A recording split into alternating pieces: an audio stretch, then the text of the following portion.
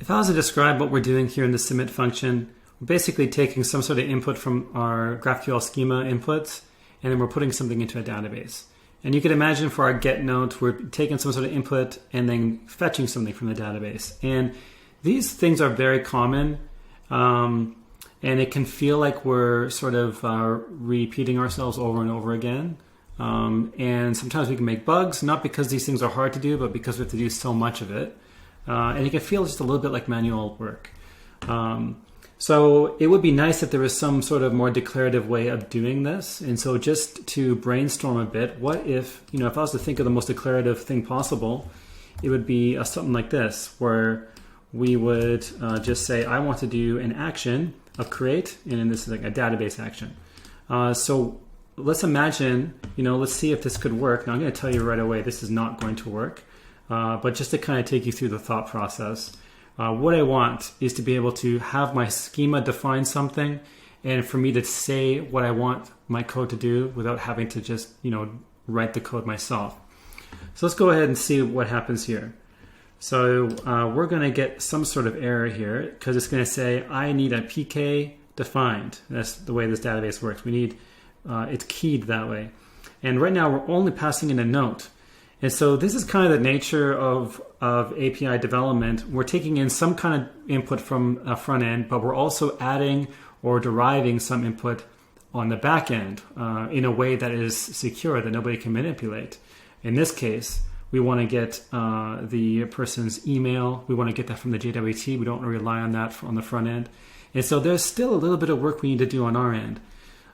So maybe if we could also define that in a sort of declarative way, that would be nice. And so what you can do, instead of giving a function, we can basically pass an array of actions that we want our code to do.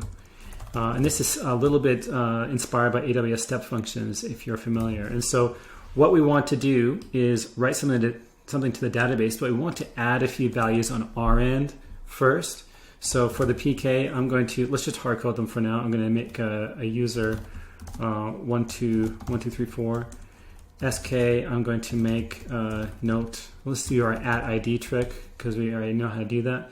And let's also add a PK2. So this is basically a GSI on a DynamoDB table if you're familiar. And so using single table design approaches, we're basically, in this scenario, we're saying the note belongs to two things, a user and maybe a team, let's just say.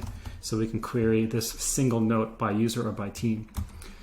Okay, so now we're sort of, we're allowing, or we're determining these values on our end. We're not relying on the front end to hand this to us. But of course, we don't want to hard code this. It would be nice to set this to a user. So the way we do this in a action scenario, just like we have an @ID keyword, we have a way of getting at. Let's just remind ourselves what the third parameter is here. It's a user. So if we want to get at that user, we do exclamation point and then whatever it is we want to get. So let's just say email. So this is going to turn into the email, and we're fetching that from the third parameter in the function, and then we're going to pass team 1234 here. So let's take a look and deploy that and see if this works. Okay, so let's now make the same submission. And now we can see that it worked. Let's take a look at our database, and we can see the email was put in because I was logged in as that user. The note was put in with a random ID, and then we've also set this PK2 to team 1234. And look, we had no code. We wrote no functions here. We're just defining what it is we want to take place. So this makes things very composable. Another common scenario that we find ourselves doing a lot is trying to guard endpoints based on some condition. So for example, let's take the note example again. Let's just pretend that we only want to allow people on the orange team to make notes for the orange team. So what I've done is I've made a item in our database, orange team PK, and then the email of the user as the SK. And so this is how I'm going to determine who's on the orange team and who's not on the orange team. So let's add another action, and this one we're going to call guard, what it's going to do is look in the database based on what you're giving it. So let's just say blue team, and for the SK we'll use our we'll reference the user with email. So what it's going to do is it's going to make this query on the database. If it can't find it, it's going to throw an error. It's basically not going to allow you to execute any further down the chain. So basically protecting your endpoint based on some permissions or whether someone's on a team or not. And so let's just deploy this and see if this works. Okay, so now let's try to make this call. We're going to see unauthorized here. The reason why is because it's looking for blue team and me. And if we go over to the database, we see orange team. I'm on the orange team, but I'm not on the blue team. So now let's change this to orange team. And let's deploy this. Okay, now let's see how this works now that we make that exact same call. And now we are allowed to do that because it looked up into the database, orange team and my email, and it found it. Therefore, yeah, you're on the team. Great. Now keep going through this call or through this set of actions. So this is great because this is just JavaScript, right? This is just in JavaScript objects. So you could imagine that I could just call this on orange team. And there you go. So then I could just stick it right there.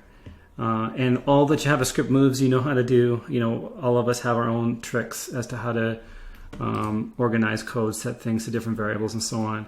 But you could imagine that you could abstract this stuff into just really common things. You could have an administrator team, for example, and then you have a helper file that has this definition and you just throw it into your array of actions that you want to perform.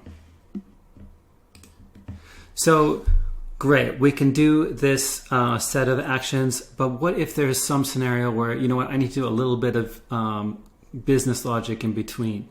Is it just a function or array of actions? Is it either or can we mix and match? The great thing is you can mix and match, and this is actually sort of what makes this so good, is because you can really focus on only the unique stuff that you got to do. So for example, if I want to do my checks, do my ads, do my database call, but then I just want to do something in particular on the note itself, I just want to make it maybe, you know, make it more positive, a positive filter or something. What I could do is return